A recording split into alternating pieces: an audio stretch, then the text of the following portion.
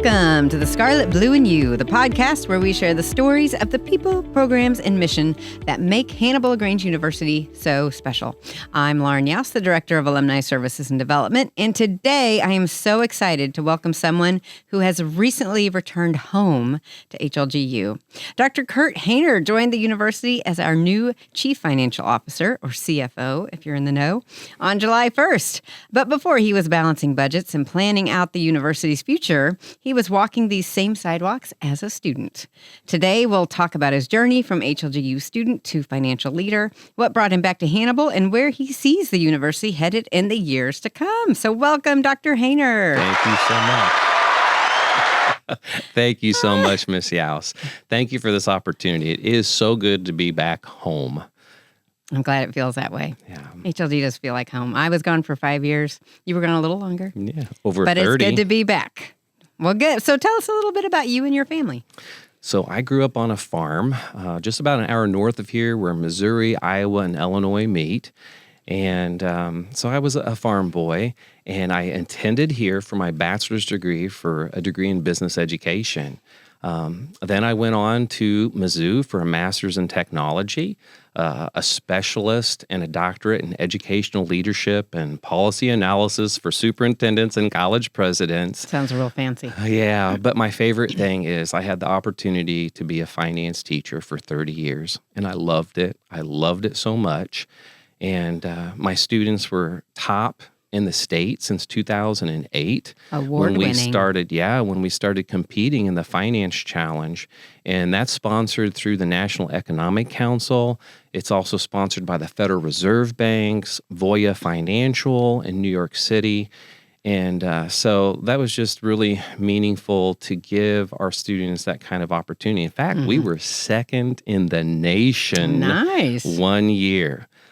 So I had incredible teachers that gave me opportunities during my life, and I was just blessed to be able to do that for my students. Also on the side, I restore homes.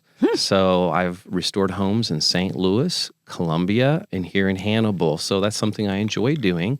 I also enjoy going home and working on the farms. That's kind of my stress reliever on the weekends is working on the farms.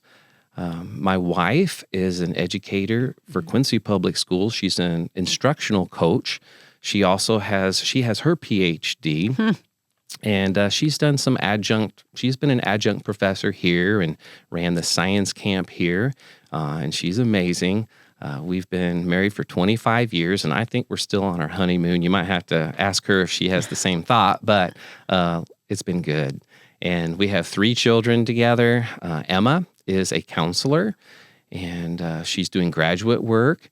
And Elliot, he is going to be a senior at Hannibal High, and he's a personal trainer. And so if you go at the YMCA in the evening, you'll probably know who Elliot is. We also have Luke, my youngest. He's going to be a junior at Hannibal High, and he started Luke's Lawns when he was in middle school. So he has all these little side hustles that keeps him really busy. I also have a grandson who's going to be 2 years old next week. So we're really excited to celebrate his 2nd birthday. Terrific. All right. You sound busy. So very renovating homes. How bad are these homes? Ooh. Do you like the worse, the better? Well, I try to find the worst house possible in the best neighborhood that I can afford. And my first one was in the amazing neighborhood of Pasadena Hills, and kind of a private community. And basically an elderly gentleman was gone. The pipes burst on the second floor. It flooded the first floor and the basement. But it was a lot of work, but it was a good learning experience. That was my first home to restore, and we built upon that. So now that I'm in this position, I'm not going to be restoring homes. I do not have Maybe the time. Like dog houses, or we have a chicken coop on campus. And we'll see. We have some opportunities. Well, yes, we're redoing Pulliam Hall, and so I've been really excited to be a part of that process. Perfect. And you never know with like the things that you do in the past, how you're going to use those in the future. And a lot of my experiences really prepared me for being in this position. Yeah. God has a fun sense of humor that He way works in sometimes. mysterious ways, too. Yep, I agree, exactly. So you graduated from HLGU in 1996. I did. So what first brought you to Hannibal-LaGrange? Well, first I wanted to stay within an hour of home. I was a bit of a homebody. And I also grew up in a small rural community, so I didn't feel like I was ready to go off to the big university. And Dr. Carty, he's still here. I'm so glad. He offered me an incredible academic scholarship. So I think people sometimes think they can't afford to go to a private school, but I'm telling you, with the scholarships that I received, it was competitive with the other public university I was thinking about going to. And I knew then, and I've known throughout my life, that Hannibal-LaGrange was the place. It was the right choice for me. Excellent. Okay, so, and why did you decide that you need to be back? HLG just really made a huge difference in my life. And I really love not only this institution, but I love my community. So I'm just so glad that I have this opportunity. I'm just honored that they asked me to come back. Yeah. We were honored you said yes.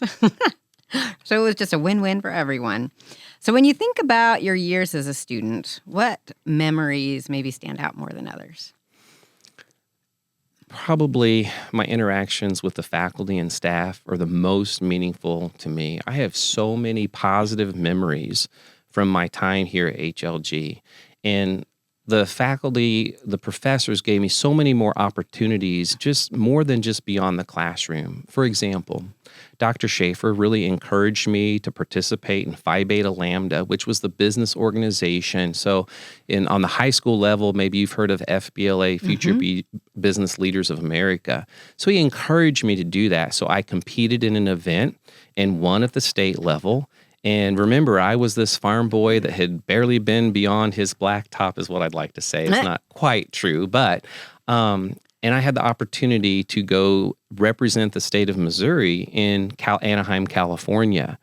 And so I was given those type of opportunities, not only on the national level, but on the local and state level. He gave me opportunities as well. He encouraged me to compete in newspapers and education, which was sponsored by the St. Louis Post-Dispatch, and we created an activity and we won. And this was before I even became a teacher. I was awarded Teacher of the Year in St. Louis. And so we had an incredible banquet and award ceremony.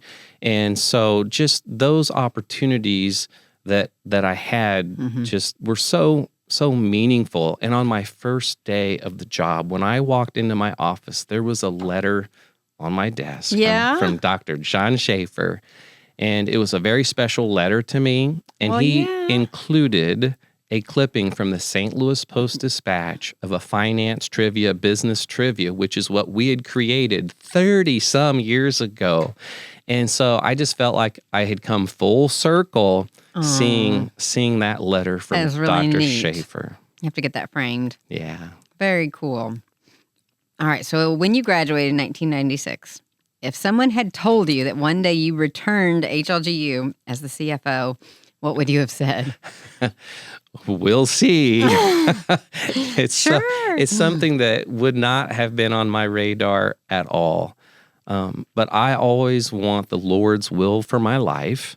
And I'm just telling you, I had some amazing teachers growing up who they gave me opportunities and created a desire in me to give other students opportunities like they gave to me.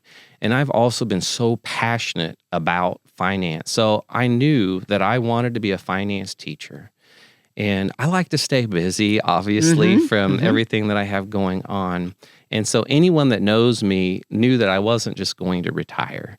And so again, it was such an honor to be asked. I'm so grateful to be back here and continue to be a part of the community that I truly love. Perfect. All right. So what drew you towards serving in Christian higher ed rather than, restoring more houses or one of those other things that you have interest in? Yeah. I knew, again, that I didn't want to fully retire. And I said to God, bring me the job that you want me to have. I'm not going to seek out a career. You bring it to me. And Dr. Matz approached me about the CFO position. And I'm going to tell you that interview, it was more than 2 months long, that interview. And every time I would come in, I felt like I was receiving a hug from the people that are here, truly. And I also felt at peace about the position each time I went through that interview process. I wasn't nervous about it. I just really felt at peace about it, even with all of these financial pages that I was looking through. All the spreadsheets. And I'm going to tell you, like, the job description was 2 pages long, single space, 10-point. It's just amazing. It's a big job. Like, it is. And so I felt at peace about it. Wonderful. I love it. All right. So when a lot of people hear the title Chief Financial Officer, they may be like, oh, that's important, but I don't really know what they do. So what do you do? So I already told you, 2 pages, single space job description. You do a lot, description. evidently. Yes. And so one thing that I really like about my job is each day is different. And when I come in my office, I try to get here before my team. And I have the most incredible team. And so one thing that I do is I have a dry erase board in my room, and I write down all the things that I need to do during the day, what my appointments are, so that anyone from my business office can come in and look at the board. They know where I'm at. They know right now that I'm here.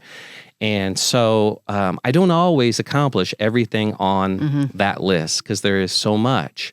But I will say, let me just start with Sarah Briggs. She handles accounts payable. So in my position, first of all, I need to look at the purchase orders that people from the different departments put in and make sure that they stay within their budget. And then I look at the accounts payable, the checks that need to be written, and I look at those to see where our expenditures are going. And not only is there the accounts payable, but on the other side, there's the accounts receivable.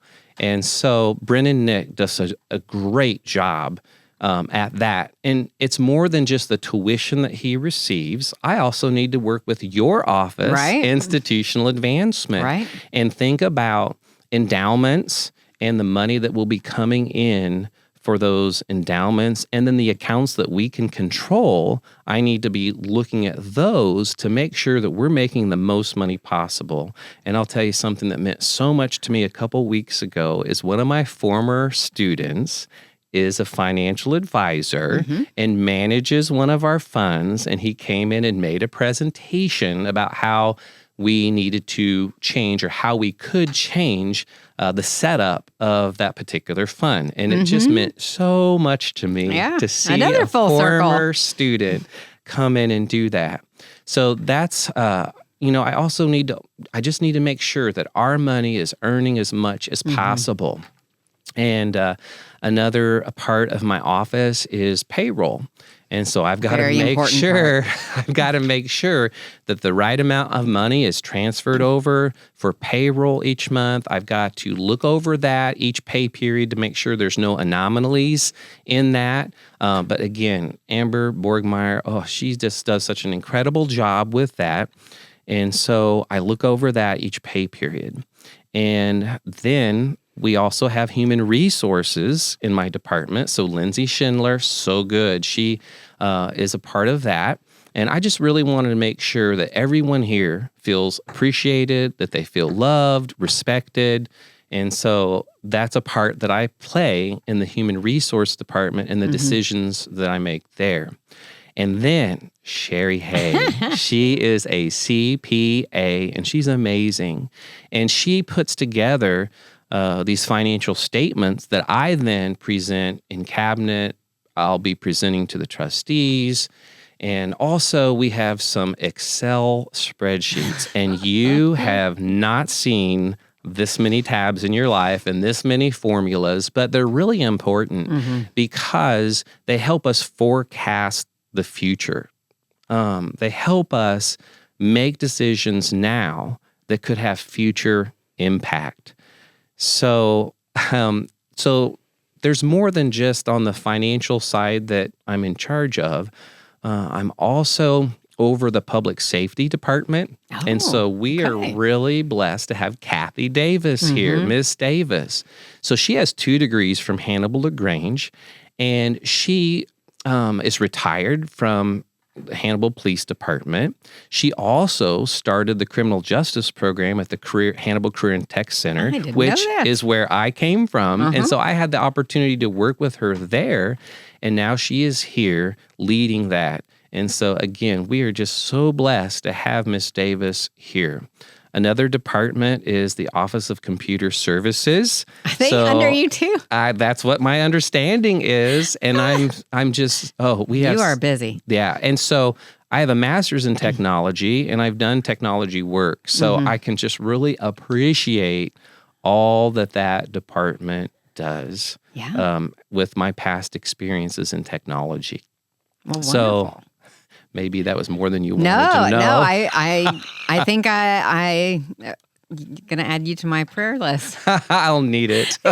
You're very busy and important, and you're just over such important things. Oh, one other thing that was kind of mentioned is Pulliam is being redone. Right. So I've been able to be a part of that process, and again with restoring homes and things like that. That really is a big part of my wheelhouse, something that, so even though I cannot redo homes right now, I get to be a part of that process here at Hannibal-LaGrange. And so we're having an open house, right? On Friday. Yeah. So come out and see, how we have turned that in from a female dorm into a male dorm. And it's been closed for a while. So it's exciting that we need that space and we're reopening that. So come out and see that on Friday. Perfect. Yes, we'll all be there. Okay, so HLGU often talks about being good stewards of the resources God has entrusted to us. Yeah.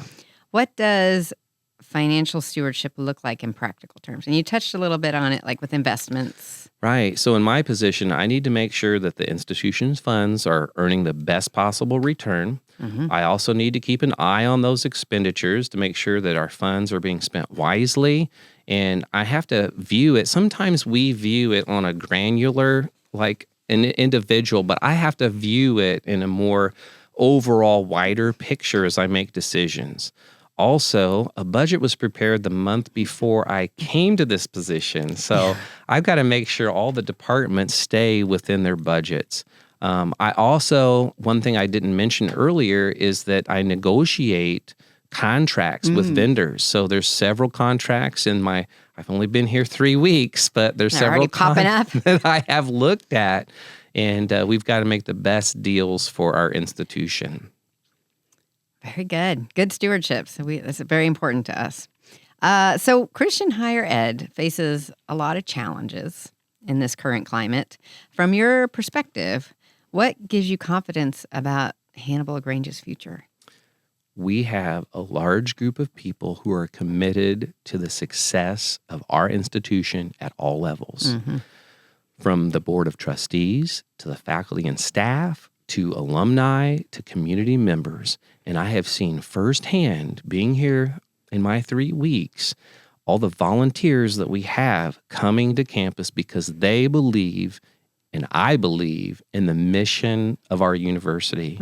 And again, I didn't say this when you asked me the question, why did I say yes to come here? It's because I believe in the mission of Hannibal-LaGrange.